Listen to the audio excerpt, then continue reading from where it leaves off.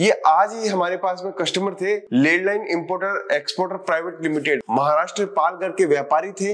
इन्होंने हमारे यहाँ से परचेजिंग करी करीबन 1,17,622 रुपए की। दोस्तों ये जब हमारे पास में आए तो इन्होंने बोला कि हमारी एक बड़ी समस्या है, ये आप वो खर्चा भूल जाते हो। तो मैं ही यही खर्चा आपको याद दिलाना चाहता हूँ कि आप जब सूरत आते हो ना तो होटल में रुकते हो, रिक्शा पकड़ते हो, खाना खाते हो, और जब ट्रेन की टिकट बनाते हो, ट्रेन से आते हो जाते हो, तो ये खर्चा भी तो आपका लगा। हेलो दोस्तों, कैसे हैं आप और कैसी चल रही है आपकी दुकानदारी। लेकिन कुछ दुकानदार ऐसे हैं जो अभी भी गोल गोल घूम ही रहे हैं कि मैं प्रॉफिट कैसे कमाऊं, कैसे मैं अपना मार्जिन बैठाऊं, कैसे मैं अपनी दुकान को ग्रोथ करूं, कैसे मैं अपने शोरूम को ग्रोथ करूं। तो आज इस वीडियो में बने रहिएगा। मैं आपको बताने वाला हूं, आप जब सूरत से परचेजिंग करते हो तो आपको क्या क्या एडिशनल खर्चे लगते हैं और आपको कॉस्ट कैसे निकालनी चाहिए और उसके ऊपर कितना मार्जिन एड ऑन करना चाहिए। आज ये यूट्यूब के इतिहास के अंदर सबसे पहला वीडियो यही है कि प्रॉफिट मार्जिन कैसे एड ऑन करें कपड़े के बिजनेस में। दोस्तों ये वीडियो बहुत इंपॉर्टेंट है, बहुत लोगों को ऐसी समस्या आती है, तो मैं आपसे यही रिक्वेस्ट करता हूं कि आप इस चैनल को ज्यादा से ज्यादा लोगों तक पहुंचाना, क्योंकि ये आपको आपके बिजनेस में नुकसान होने से रोकेगा और आपकी दुकान घाटे में नहीं चली जाए उससे भी रोकेगा। तो दोस्तों इस वीडियो को बहुत ध्यान से सुनना। ये वीडियो मैंने बहुत सारे ऐसे कस्टमर्स को देखने के बाद में बनाया, क्योंकि उनपे जो आपदा आई, ऐसी आपदा और किसी कस्टमर्स पे ना आवे, उसके लिए मैंने ये वीडियो बनाया। दोस्तों ये मैं एक एग्जांपल के साथ में आपको समझाऊंगा कि मैंने ये वीडियो क्यों बनाया और उसके बेनिफिट आपको क्या क्या मिलने वाले हैं। ये आज ही हमारे पास में कस्टमर थे, landline importer exporter private limited, Maharashtra Palghar के व्यापारी थे। इन्होंने हमारे यहाँ से परचेजिंग करी करीबन 1,17,622 रुपए की। दोस्तों ये जब हमारे पास में आए तो इन्होंने बोला कि हमारी एक बड़ी समस्या है, हम लोग मार्जिन कैसे एड ऑन करें, कैसे हम लोग अपने खर्चों को डिस्ट्रीब्यूट करें, कितने खर्चे हमारे लगते हैं हमें तो पता ही नहीं चलता। हम तो क्या करते हैं, आपका जो रेट आता है उसके ऊपर मार्जिन एड ऑन करते हैं और माल बेच देते हैं, हमें तो पता ही नहीं चलता हमारे इस पे एडिशनल कॉस्ट क्या क्या लगती है। तो यही कॉस्ट मैं आपको बताना चाहता हूँ कि आप जब सूरत आते हो तो आपको कितना एडिशनल कॉस्ट लगता है। तो मैं एक प्रोडक्ट को लेके ही आपको बताऊंगा।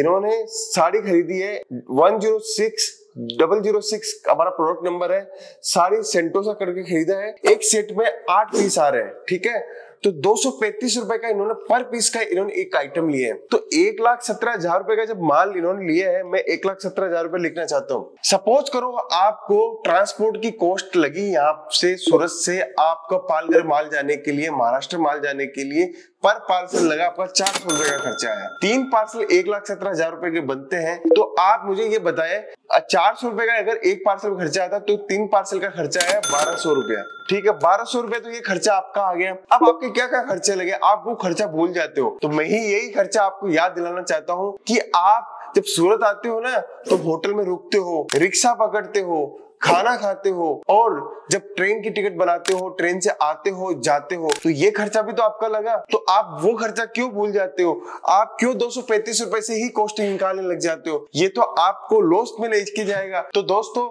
ये जो चीज है वो आपको ध्यान रखनी चाहिए। आपका जो खर्चा आने जाने का, रहने का, खाने का लगा, वो भी आपको अपनी कॉस्टिंग में एड ऑन करना चाहिए। तो चलो अभी बात हुई आपके घर तक जब पार्सल पहुंचा, ट्रांसपोर्ट वाले ने 400 रुपए पर पार्सल लिए आपसे, 3 पार्सल का आपका 1,200 रुपए हुआ। मैं मान लेता हूँ 1,17,000 रुपए का आपने टोटल सूरत से माल खरीदा होगा। तो आपको वहां पर जब माल मिला 7-8 हजार रुपए, 10,000 रुपए का खर्चा आपने यहाँ पे कर दिया। मान लो आपने रहने का, खाने का, पीने का, आने का, जाने का सब कुछ मैंने जोड़ लिया। मानता हूँ मैं 10,000 रुपए का आपने खर्चा कर दिया यहाँ पे, तो 10,000 रुपए ये लग गया, 1,200 रुपए माल का आने का लग गया। तो आपका अभी 11,200 रुपए खर्चे में और एड ऑन करना है। आपको 1,17,000 रुपए के अंदर जो आपने माल खरीदा सूरत के अंदर, तो 1,17,000 रुपए का जब माल खरीद रहे हो तो वो भी आपको लिखना है इसके अंदर। 1,17,000 रुपए मैंने जोड़ा, तो टोटल ये माल की कॉस्टिंग जो पड़ी है वो 1,28,000 रुपए की कॉस्टिंग पड़ी है आपको। आप सोचो कि जो ये खर्चा लग रहा है, 11,000 रुपए का जो खर्चा लगा, 11,000 रुपया डिवाइड बाई 1,17,000 रुपया, तो ये करीबन आपका 9 से 10% 10% का खर्चा और लग गया है। दोस्तों ये खर्चा आप भूल जाते हो, मैं बार बार मैं याद दिलाना चाहता हूँ कि 9 से 10% का खर्चा आपको सूरत से जब माल आपके पास पहुंचता है उसका भी लगता है। तो जब भी आप अपना मार्जिन एड ऑन करो तो ये 10% को भी साथ में लेके एड ऑन किया करो। अब 10% का खर्चा आपने ये मान लिया, 10% का खर्चा आपका एडिशनल कॉस्ट है। जब सूरत आए थे, आपको माल लेके आए, माल आपने मंगवाया, ट्रांसपोर्ट में आया, 10% का खर्चा हो गया। अब आप सोच रहे हो कि मेरी दुकान पे जो खर्चा लगता है, जो स्टाफ का खर्चा है, लाइट का खर्चा है और अब सर्विस का खर्चा है, चाय पानी नाश्ते का खर्चा है, कम से कम 5% का खर्चा वो पकड़ के चलो, तो 15% का खर्चा आपका लग गया।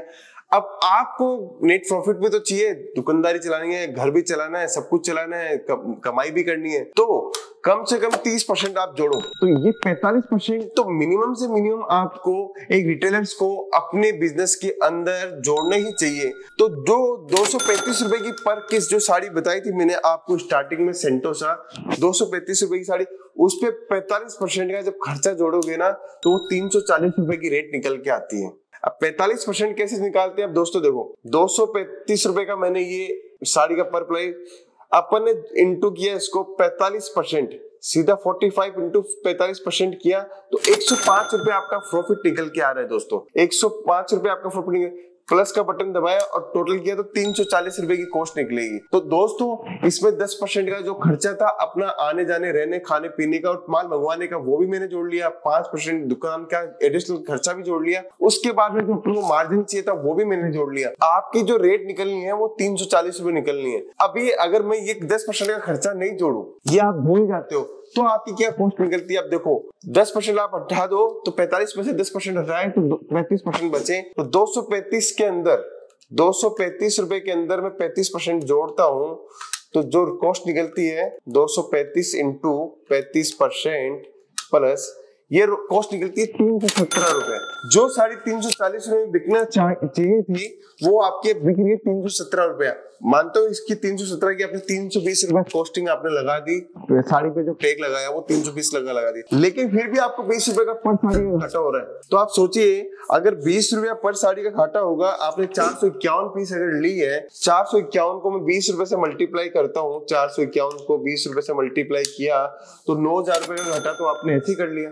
तो दोस्तों आप जब माल परचेसिंग करते हो तो उसमें स्मार्ट प्रिंट नहीं दिखाओगे तो 9-10 हजार रुपए तो आपका कम से कम लगना है। तो ये चीज आप बिल्कुल ध्यान में रखो।